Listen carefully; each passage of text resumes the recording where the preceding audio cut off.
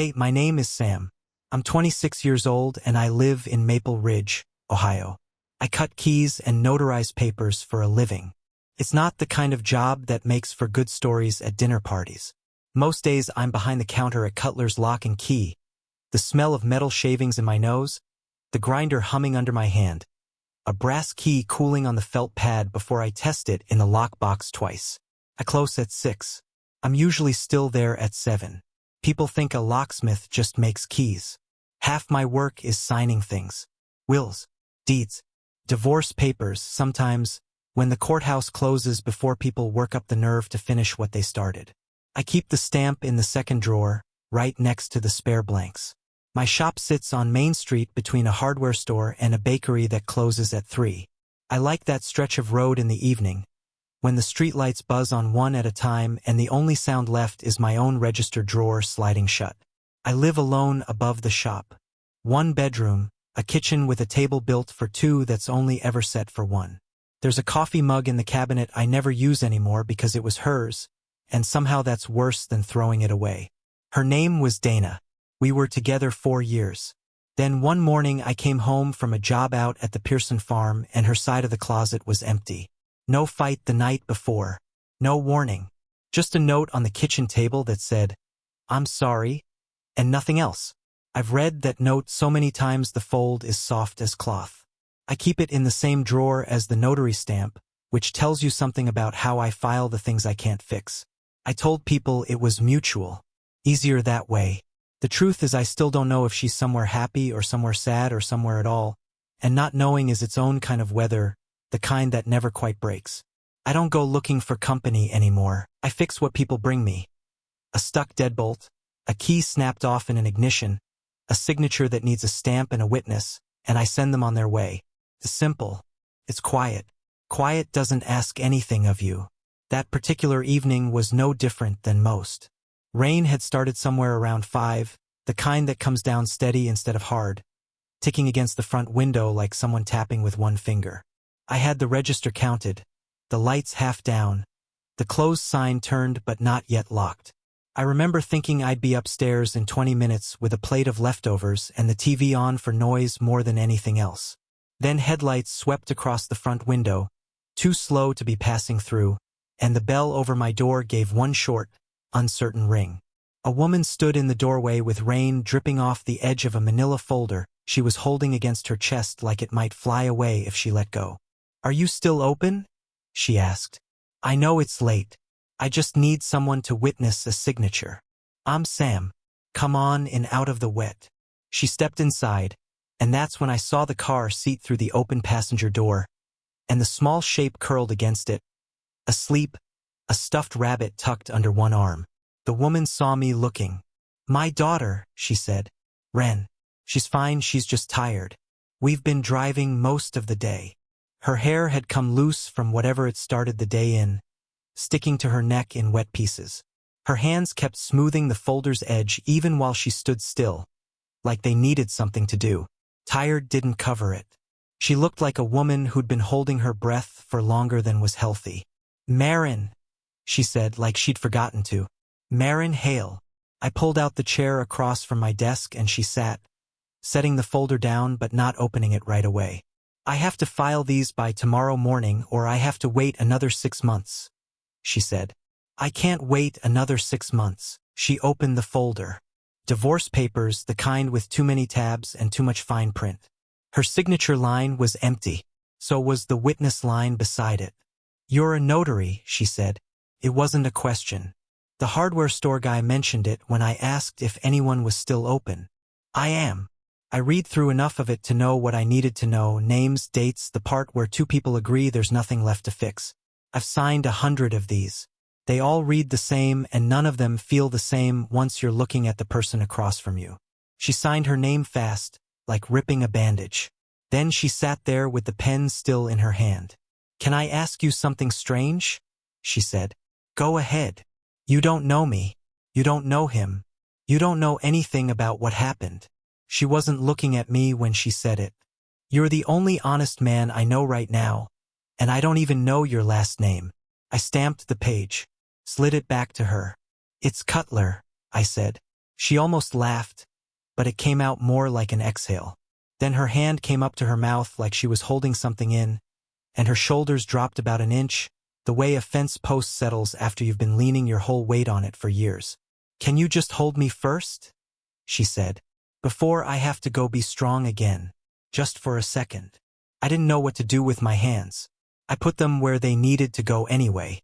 She didn't cry. She just stood there in the middle of my shop, breathing, while the rain kept tapping the window like it had somewhere to be. When she stepped back, she wiped her face with the heel of her hand, businesslike, like she was closing a drawer.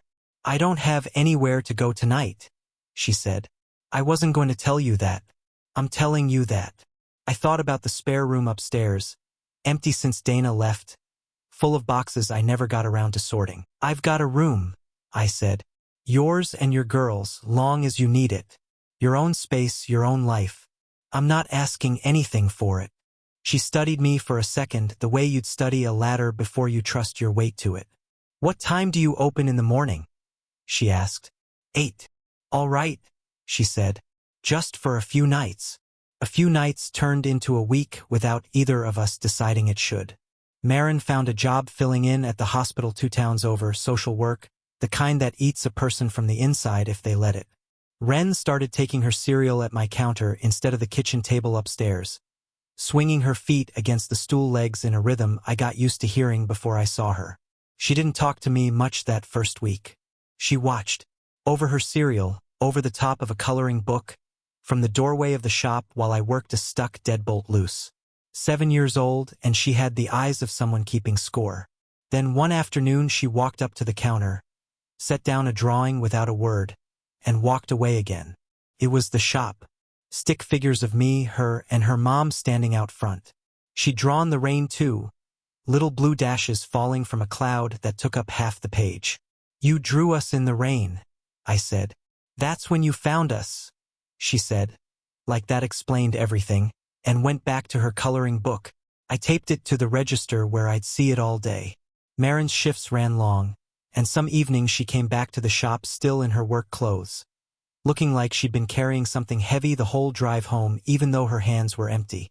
I started leaving a plate for her without saying anything about it. She started eating it without saying anything either. That's how a lot of things worked between us, nobody narrating, just doing. One night a hinge on the upstairs linen closet finally gave out, the kind of squeak that gets into your teeth. I had it half off the frame, holding the screwdriver in my mouth, when Marin came up behind me with a flashlight because the hallway bulb had burned out too. "You're a one-man disaster tonight," she said. "It's an old building. Everything in it leaks a little so nobody fixes it properly. Then one night it all goes at once." She held the light while I worked, and at some point she reached past me to steady the door so it wouldn't swing, and her hand landed right over mine on the frame. Neither of us moved it right away. I felt the warmth of her palm before I felt anything else, and for a second the hinge didn't matter at all. I went still, screwdriver hanging in my hand, watching the line where her fingers met mine like it was something I needed to memorize. Then she pulled back, casual, like it hadn't happened, and held the flashlight steady again. "You're better at people than you let on," she said. "Ren doesn't draw rain for just anybody. She doesn't talk much either. She talks plenty, just not in words you're used to." I got the hinge seated and swung the door a few times to test it. Quiet as anything. Marin clapped once, soft, satisfied, like I'd done something bigger than tighten a screw. It was a few nights after that when the Real laugh happened. Ren had decided the shop's old shoe bell, the one I rigged above the door years back, needed testing every time she walked through, in and out, until I told her if she rang it one more time I was going to put her to work sweeping shavings. "Deal," she said, and grabbed the broom taller than she was, sweeping with the kind of seriousness only a 7-year-old brings to chores. Marin watched from the stool, and when Ren swept a pile of brass shavings directly into her own shoe and looked up at us with pure betrayal on her face, Marin laughed. Not a polite laugh, loud and sudden, the kind that filled the whole shop and made Ren laugh too, even though she didn't know why, and it was the first real laugh I'd heard out of Marin since the night she walked in soaked to the bone. I didn't say anything. I just kept my eyes on the register a beat longer than I needed to, listening to it, the way you listen to rain easing off after a long storm. Something had shifted in that small room, and I didn't have a name for it yet. I wasn't sure I wanted one. The grocery store on Route 9 was the only one in town with a deli counter, which is why everybody ended up there on a Saturday whether they wanted to or not. Marin had Ren by the hand and a basket half full when a woman stepped into the aisle ahead of us like she'd been waiting. "Marin Hale," the woman said, loud enough that 2 carts down the row stopped moving. "I thought that was you." Marin's hand tightened slightly around Ren's. "Celeste." I didn't know the name yet, but I knew the look on Marin's face. The kind you get bracing for a hit you can't dodge in a narrow aisle. "Funny seeing you shacked up with the locksmith already," Celeste said. "Didn't even wait for the ink to dry, did you? Must run in the family. Tell me, does he know about the complaint filed against you at Riverside? Patient neglect, was it? Or did you leave that part out when you moved in? A few people pretended to study soup cans. Nobody left the aisle." "That complaint was dismissed," Marin said, voice flat and even, though her knuckles had gone pale around the cart handle. "You know that. You read the whole file. You just didn't read the part where they apologized." "I read enough." I stepped up beside Marin, not in front of her. "She doesn't owe you a courtroom recap in a grocery aisle." Celeste's eyes moved to me, sizing me up the way you'd size up a dog you weren't sure would bite. "And who's this? The new project?" "Sam Cutler," I said. "I cut keys. I don't see how that's any of your business either." "Cutler." Something flickered across her face. Quick, like a name catching on a nail. "You're not Dana Cutler's husband. The one out on Birch Road." The store went very quiet around just the 2 of us, like the aisle had narrowed. I said. "She left a few years back." "She didn't leave," Celeste said, and her voice had changed, sharper. Less aimed at Marin now and more like she'd found a different target entirely. "She came to work for my sister's firm in Columbus. Dana talked about you for the first 6 months. Said you never even called to ask where she'd gone." I felt that land somewhere under my ribs, the kind of hit that doesn't show on your face right away. Marin's hand found my arm, not pulling me away, just there. "We're leaving," Marin said, to Ren more than anyone, and started walking the cart toward the register. Celeste called after us, something about honest men and funny how that works out, but I didn't hear all of it. I was too busy hearing the one true thing buried in the cruelty, that Dana had been findable the whole time, and I'd never once gone looking. In the parking lot, rain starting up again, Marin stopped beside the car and looked at me like she was deciding whether to ask. "You didn't know," she said. Not a question. "No. I'm sorry. That wasn't fair what she did back there." Her hand was still on my arm. "But for what it's worth, I don't think not calling makes you the bad guy in that story." I didn't answer her. I just stood there in the rain with her hand still on my arm, and for the first time in years, the silence didn't feel like something I was hiding in. The storm came in fast that night, the kind that turns a quiet rain into something with teeth in under an hour. I was closing the till when I heard the back door bang against the frame. By the time I got outside, Ren was already off the porch, halfway across the yard in her socks, chasing her stuffed rabbit as the wind carried it toward the drainage ditch behind the shop. That ditch fills fast. I knew that better than anyone. I'd watched it swallow a wheelbarrow once in 20 minutes flat. I didn't think. My body just moved. I was off the porch before I'd decided to be. Boots skidding in the mud, water already up past my ankles by the time I reached her. She had one hand wrapped around the rabbit's ear and the other reaching for a fence post that wasn't going to hold against that current much longer. I got an arm around her middle and pulled. The ground gave way under both of us at once, and we went down hard into the wet grass, the ditch roaring past not 3 feet from where we landed. "Got you," I said, or maybe just thought it. Hard to tell with the rain that loud. Marin was there a second later. No shoes, hair plastered flat, dropping to her knees in the mud to get her arms around Ren, checking her over with hands that wouldn't stay still. "She's okay," I said. "She's okay. She's just got the rabbit back." Ren, soaked through and shivering, held the rabbit up like a trophy and said, "I got him." completely unbothered by the fact that she'd nearly gone into the ditch with it. Marin carried her inside. I followed, dripping a trail across my own kitchen floor, hands shaking now that there was nothing left to grab onto. We got Ren into dry clothes and into bed faster than I thought possible, and then it was just the two of us in the kitchen, both of us soaked, both of us breathing like we'd run further than we had. Marin stood at the sink wringing out a dish towel that didn't need wringing anymore, just something to do with her hands. "You didn't even look before you went in after her," she said. "Wasn't time to look." "That's not an answer." She set the towel down. "That's the scariest part of it, Sam. You didn't think. You just went." "I don't know when it started," I said, and my voice came out rougher than I meant it to. "Caring this much about either of you. I wasn't looking for it, Sam. When I saw her near that water, I thought I was going to lose." The bedroom door creaked, and Ren's small voice floated down the hall, half asleep. "Mama? Is Sam still wet?" "He's fine, baby. Go back to sleep." The sentence I'd started just hung there in the kitchen, unfinished, and I didn't try to pick it back up. Marin looked at me for a long moment, mud still on her knees, rain still going outside the window. Then she crossed the kitchen, put both hands on either side of my face, and kissed me. No words first, no words after, just that, steady and certain, like she'd already decided this before I'd finished my sentence and was only waiting for the room to be quiet enough to say it her way. When she pulled back, neither of us moved for a second. The rain kept on outside, but it didn't sound like trouble anymore. Just rain. 6 months later, the rain still comes the same way it always has in Maple Ridge. Steady, not dramatic, ticking against the windows like it's got somewhere to be and no hurry to get there. The shop looks about the same. New hinge on the linen closet upstairs, quiet as a held breath. Ren's drawing still taped to the register, though it's gotten some company now.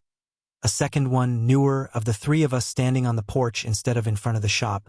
No rain in this one, just sun. I sold the spare room idea of long as you need it a long time ago. Marin's name is on the mailbox now under mine, in her own handwriting. Ren picked out the paint color for her room herself. Yellow, because she said the house needed something that looked like it was always morning. I still keep Dana's note in the drawer. Some things you don't throw away just because they stopped being the center of your life. I called her eventually, just to say I hoped she was doing all right. She was. That was enough. The porch out back used to be where I sat most evenings, alone, listening to the ditch run and thinking about nothing in particular because thinking about something particular hurt too much. I'm out there most evenings still, just not alone. Marin's usually beside me with 2 mugs, the chipped one's mine, has been for years, and somewhere along the way the one that used to be Dana's ended up in a box in the closet instead of the cabinet, and I didn't even notice it happen until it already had. Ren came out tonight in her socks, despite 4 separate warnings about the wet grass, and climbed up onto the step between us with her rabbit under one arm, the same rabbit, a little more chewed at the ear than it used to be. "Sam," she said, studying the two of us the way she studies everything, careful and certain. "Are you my dad now, or just Sam?" Marin went still beside me, mug halfway to her mouth. "Whatever you want me to be," I said. Ren considered this with the seriousness she gives everything. Sweeping, coloring, naming rabbits, and then shrugged like the answer had been obvious the whole time and she was just confirming it for the record. "Okay, Dad, then," she said, and went back to picking at a scab on her knee like she hadn't just rearranged the entire shape of my life in 4 words. Marin reached over and put her hand on my knee, not saying anything, because by now we'd both learned the things that mattered most didn't need saying. I looked out at the yard, at the ditch running quiet under the porch light, at the two of them beside me on a step I used to sit on by myself. I didn't say anything either. I just reached for the second mug, the one that used to be empty, and held it like it had always belonged in my hand.